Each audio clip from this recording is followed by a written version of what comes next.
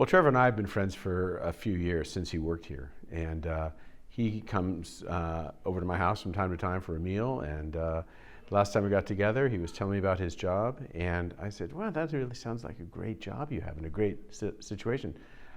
Could I bring my students down there?" And he said that that would be great, and we should talk about it.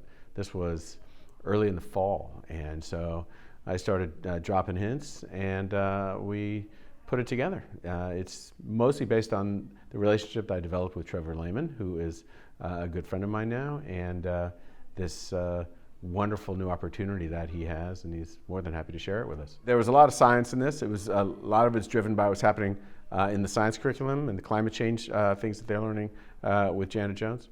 For me, the idea of bringing the kids out into the world, seeing a new way to operate, a new way to live your life, the challenges of being in the Coast Guard, but also just it's kind of cool just to get off campus, and not just get off campus and play, but get off campus really and learn from a good teacher like Trevor, with the city as your background, and you're standing on this 15,000-ton vessel, which is or was at one point state of the art, and realizing that there's a lot of other ways. There's a lot of ways to do good in the world. And you can do good in the world, I don't know, feeding the hungry and housing the homeless, but you can also do good in the world by working to combat climate change. And I think that's a lot of what these guys are doing.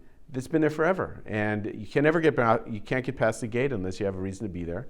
But then once you get past that gate, it was really quite incredible. I mean, there's this whole world back there, and they're doing a world of good. I think that they do protect the coasts. I mean, it's called the Coast Guard for a reason.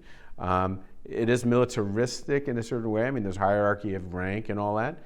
I did not ask him about any weapons or anything on that boat. I don't know. I mean, they have some, but that was not the focus. The focus is not on that, but rather on the science.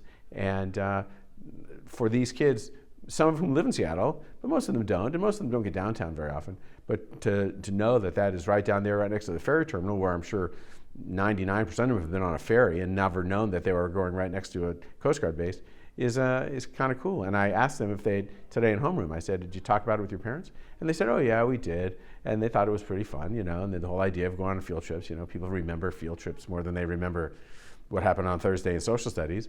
And so it was a memorable experience in a lot of ways for these kids.